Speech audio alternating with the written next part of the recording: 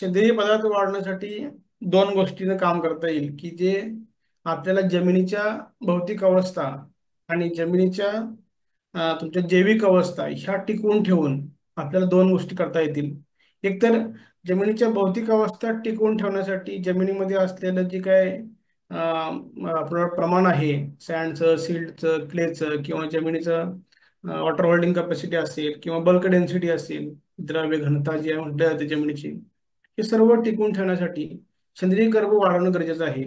आणि हे करण्यासाठी आपल्याला पिकांची फेरपालट, महत्वाचं म्हणजे तर पहिल्यांदा गोष्टी केली पाहिजे विना मशागत शेती.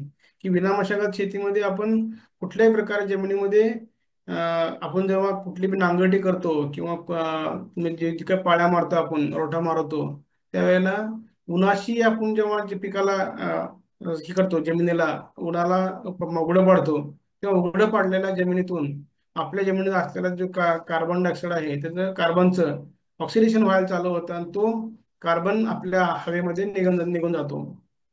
ते टाळण्यासाठी पहिल्यांदा आपल्याला विनामशागत शेतीवर फोकस केला पाहिजे. त्यानंतरची गोष्ट आहे पिकाची फेरपालट. पिकाची फेरपालट कंटिन्यूस केली पाहिजे. एकच पीक कंटिन्यूस त्याच त्याच जमिनीत घेतलं तर सेंद्रिय पदार्थाचं प्रमाण वाढत नाही. पर्यायानं पिकाला जी काही अपेक्षित घटक आहेत ते मिळत नाहीत. त्यामुळे पिकाची फेरपालट ही नेहमी झाली पाहिजे. त्यानंतर आंतरपीक पद्धती, तुम्ही जर फोटोत बघत असाल तर त्या फोटोमध्ये त्या शेतकऱ्यांनी छान पद्धतीनं आल्यामध्ये कोबीचं प्लॉट लावलेला आहे. किंवा आता तुम्ही उदाहरण बघितलं तर ऊसामध्ये कोबीचा प्लॉट, ऊसामध्ये भुईमुगाच्या शेंगा, ऊसामध्ये वेगवेगळ्या पिकांची लावली जातात, ते प्रकारची जी आंतरपीक पद्धती आहे. किंवा कपाशीमध्ये सोयाबीन, किंवा तुरीमध्ये सोयाबीन, किंवा कपाशीमध्ये मूग उडीद पहिल्या 2 महिन्यामध्ये येणार. ही जर आंतरपिकाचं आपण नियोजन आपल्या जमिनीमध्ये ठरवलं किंवा केलं तर नक्कीच आपल्या जमिनीचा सेंद्रिय कर्ब वाढेल. त्यानंतर हिरवळीच्या खतांचा वापर.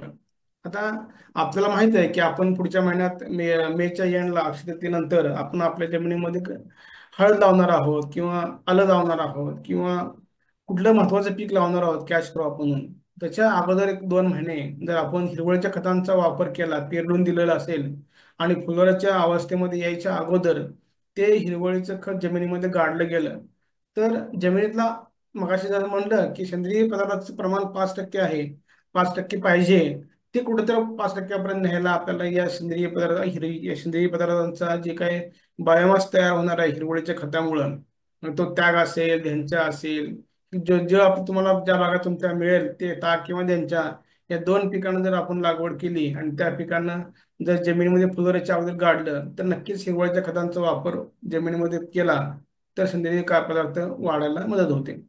आणि सेंद्रिय कर्व हे सेंद्रिय पदार्थावरच अवलंबून आहे, त्यामुळे ऑटोमॅटिकली आपला सेंद्रिय कर्व वाढला जातो.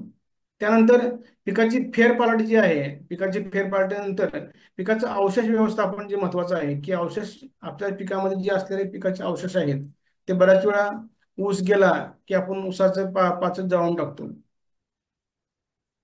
आता हळद काढायची आहे, हळदीचा पाला कापला आपण त्यानंतर लगेच त्याला काढायच्या आधी जाळून टाकतो. परंतु जेव्हा पिकाचे कुठले बी अवशेष आहेत ते तयार करण्यासाठी जमिनीनं 6 महिने खर्च केलेले आहेत, 9 महिने खर्च केलेले आहेत, आणि तो एका काडी लावून हार्डली तासाभरात सगळं जाळून टाकायचं काम आपण करतो, हे कुठं चुकीचं आहे.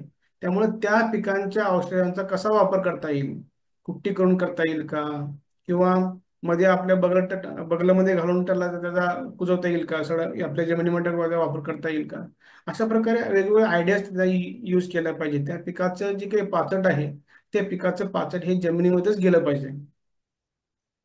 जमिनीमध्ये कुठल्या बी समजा घटक आहेत, आपल्या जमिनीमध्ये जीवाणूचे घटक आहेत, त्या घटकांना पोषक वातावरण निर्मिती करण्यासाठी पाचट हे किंवा वेगवेगळ्या पिकांचे अवशेष हेच मुख्य काम करतात. त्यामुळे ह्या पिकांचे अवशेष जाळू नयेत.